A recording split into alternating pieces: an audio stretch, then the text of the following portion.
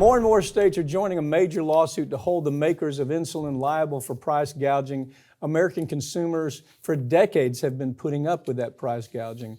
These lawsuits could force the companies to pay up big time. Full disclosure, this is my lawsuit. This is our lawsuit. We originated this. But talk about it. Why don't you talk about it? PBMs and that type of thing. Yeah, well, what we have right now is we have state attorneys general that are joining in to this lawsuit. So entire states, Oklahoma just announced a couple days ago, they're the most recent state joining in on this. Because what's been found is that, again, for decades and decades, the drug companies, along with the PBMs, the pharmaceutical benefit managers at the health insurance companies. Take a minute and explain that just a tad. Just give me a little 10,000 foot, because people don't know what a PBM is. Yeah, we did a big segment on it a couple weeks ago. The PBM is the person that works at the health insurance company that says what drugs we will cover, how much of each drug we cover. And usually they're tied at the hip, not just with the company they work for, but with the drug companies themselves. Right. They negotiate these prices like, hey, we'll cover 50% of it. You get the rest. I get some. The insurance company gets a little bit. It's all kickbacks. Yeah, it is. They want to call it rebates. It's kickbacks. Right. It's pure kickbacks. You do this for me, and we're going to pay you money that's kickback money. And so what they do is the competitors out there, if you're a drug company, you want the PBM to endorse, have a formulary to endorse your product, right? Yeah. And so the PBMs make money by scaring the hell out of all the competitors. If you don't give us these kickbacks, then you may not be on the list. And if you're too cheap, if your price is not high enough, you might not be on the list. Because the PBM makes kickback money based on a percentage of what they're able to put forward, right? Right. And what we found out, again, that this has been taking place with insulin for a very long time, because obviously insulin is one of the most widely used drugs in the United States. Millions of people every day are taking insulin. So yeah, the the health insurance companies pretty much have to cover it. So these PBMs and the drug companies have all the power to set the price. And over the last 20 years, we have seen over a 1,000% increase, 1,000%, in spite of the fact nothing's changed with the drug. The cost to produce it has gotten lower, but we're getting screwed hundreds or possibly thousands of dollars a month. And so what Eli Lilly says, oh, well, this is R&D. There hasn't been R&D. This drug's been around 100 years. Matter of fact, the interesting part about the guy who developed the drug gave it away.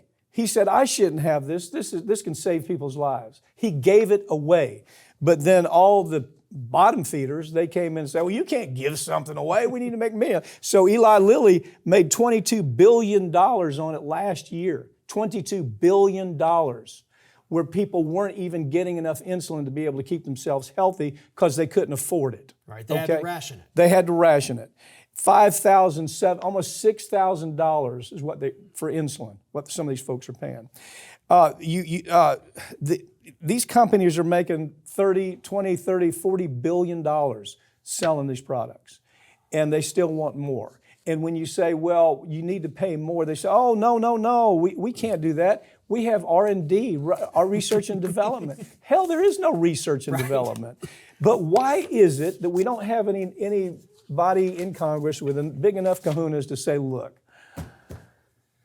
you got to stop it. Right. This is one that should have been stopped by this administration. Absolutely. And look, they've done studies. They found that the cost of insulin to still give a big profit to the drug companies should be anywhere between $48 and $71 a year. Yeah. And drug companies would still pull in massive profits off of it. Can you imagine having somebody in your family or somebody you know that says, I can only take half of what I'm supposed to take to keep myself alive because I can't afford it? Yeah. Now there's special programs, but when you look at, and I remember them coming out like a week after we filed this lawsuit, they came out with this big PR deal. And that's, well, we're going to be lowering. Right. It's smoke and mirrors. They're not lowering anything. They're still making a killing. PBMs are killing this country. And the companies like Eli Lilly, they're right in there with them. And nothing seems to be able to change that, is it? No, not as far as we've seen. These lawsuits are probably the best hope to do that. Well, I'm hoping it is. You know, we've done a lot of good things with cases like this. It's almost common knowledge at this point that banks in the United States and across the globe have been laundering money for terrorists. They take money from terrorist organizations, disguise it in legitimate investments, then return it so the money looks clean. The United States Department of Justice has known about this for well over a decade, and they repeatedly do almost nothing about it other than fine the banks a couple $1 billion here, even though they made billions more in profits. There are lawsuits currently working their way through the courts to help hold these banks accountable. And there's also a new book on its way in mid-March called Suspicious Activity. That book is authored by Mike Papantonio, and I have Mike Papantonio along with attorney Chris Paulos, who served as an advisor for the book. Chris has been working on these terrorism lawsuit cases, and I have them both with me right now. So, Pap, this new book, Suspicious Activity, before we can even get into that, we've got to go back several books, because this all began with a book called Law and Disorder. We then had Law and Vengeance, Law and Addiction, Inhuman Trafficking, and now Suspicious Activity. But we're seeing the continuation of a story that developed in Law and Disorder with a lawyer named Nick Dichotomous. So what does this new book, where do we find Deke now? Well, Deke has come through an evolution, starting with Law and Disorder. His law firm has gotten bigger. He's added some really interesting characters. Each one of the books, the reason that they come out surrounded with a lot of intrigue because the case itself that he's working, they're actually cases we handle in this law firm. The first case that was really talked about was the Yaz case. That was in Law and Disorder, along with the PFAS case in that book.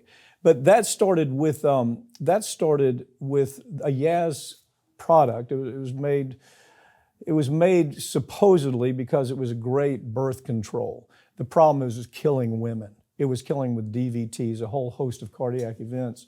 So we handled that case. We tried that first major case.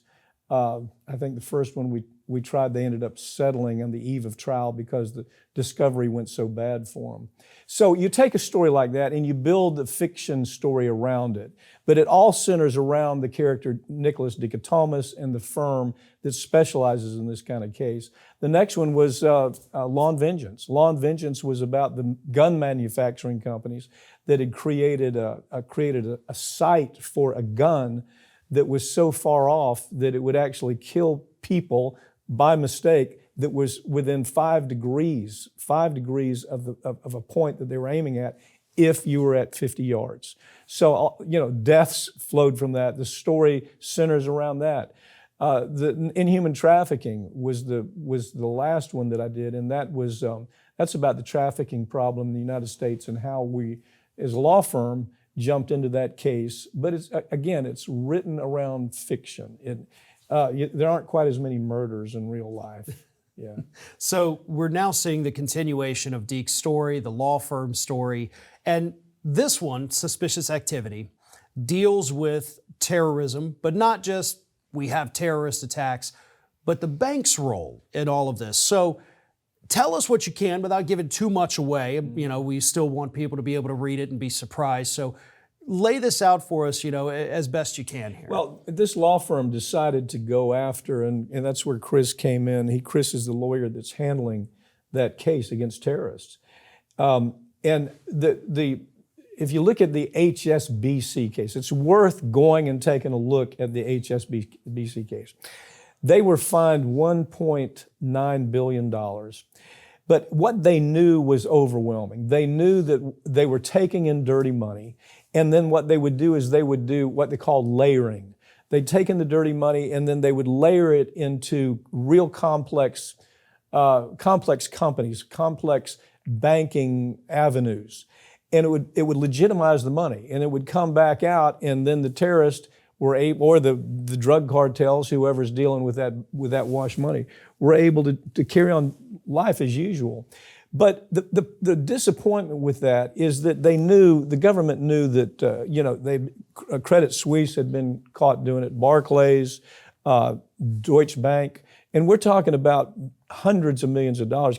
Credit Suisse, $530 million. Barclays, $290 million. These are the kind of fines that they gave these folks, but they still don't get it. You see, the money's too big. So let's wash money for terrorists. Life goes on, right, Chris? Yeah, it's unfortunately, banks are